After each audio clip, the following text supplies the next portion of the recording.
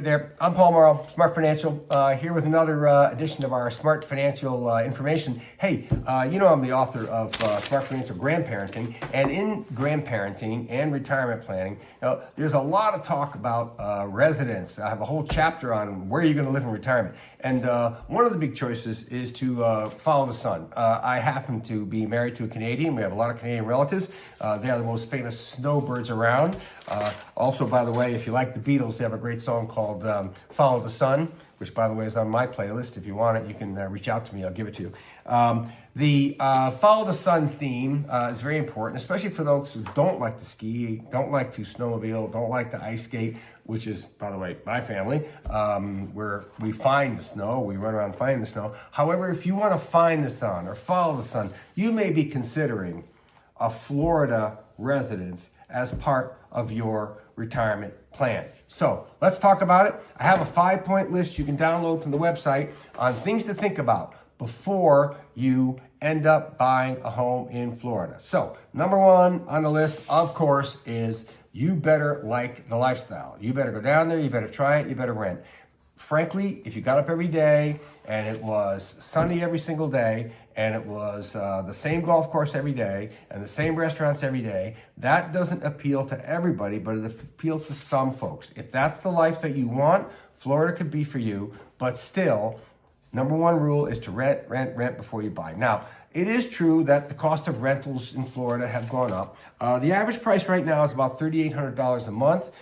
People go down, they rent for 2 months. They spend about $7,600 to $8,000 to have a winter escape, for the 2 cold months, January and February. So if you're, looking at doing this over 30 years of your retirement, you might say, wow, we're going to spend like $200 and something thousand on rent. Well, present value of that at about 7% is $100,000. So, because you're going to be paying these rental dollars, keeping your money in your portfolio over a long period of time, it actually gets cheaper with the time value of money. So don't feel bad if you're a renter, by the way, and a renter gives you the same sunshine as an owner, right? So go to Florida, rent a few times, try the East Coast, the West Coast, the central big communities of Florida, find out if it's really for you. That's like absolutely number one thing to do.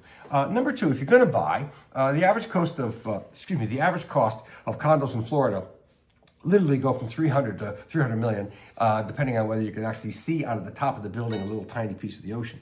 Okay, so if you're going to buy, please keep in mind that real estate is different than buying a motorcycle in retirement, an RV in retirement, or any other toy. This is the kind of thing where you could use some financing, because remember, there's destructive financing and constructive financing. So financing a portion of a piece of real estate makes sense because the potential is there for the property to appreciate, okay? And so I do think that if you're going to get a condo or you're going to buy something a little nicer than you can afford in cash, it's not unreasonable to finance a portion of that purchase in retirement, okay? So as much as I say I don't like people taking on debt in retirement, don't finance the RV, don't finance the motorcycle, don't finance the ATVs and the other toys. However, when it comes to a Florida condo, it might make sense for you to get some financing. Now, I will also say that when you're doing the math on this, point number two is that if you're renting, you're free to change your location, you're free to try different communities.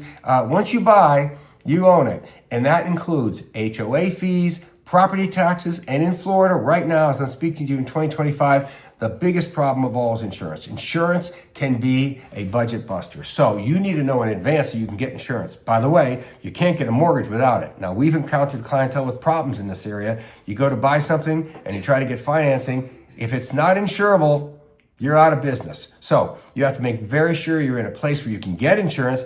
I can't even predict what the Florida insurance market's going to be like. I would have to say it's going to be ugly. Considering the amount of natural disasters that have been happening, the California fires, the Colorado fires, the Florida floods, all the different things going on, I don't see property and casualty insurance going down. So you better figure into your budget, not just HOA fees and not just your mortgage payment, but you better figure in a substantial insurance component to your purchase in the state of Florida. Now, also, if you go to Florida and you're going to be a snowbird back and forth, someday you might decide that you want to change your residence to Florida, save some taxes. That's all great. I want to remind you, you do not need to own real estate, to change your residence to Florida. So if the idea of changing residence comes up, this is a really good time to meet with your team, your lawyer, your CPA, your financial advisory team, to sit down and decide whether changing your residence to Florida, right, and being there a substantial part of the year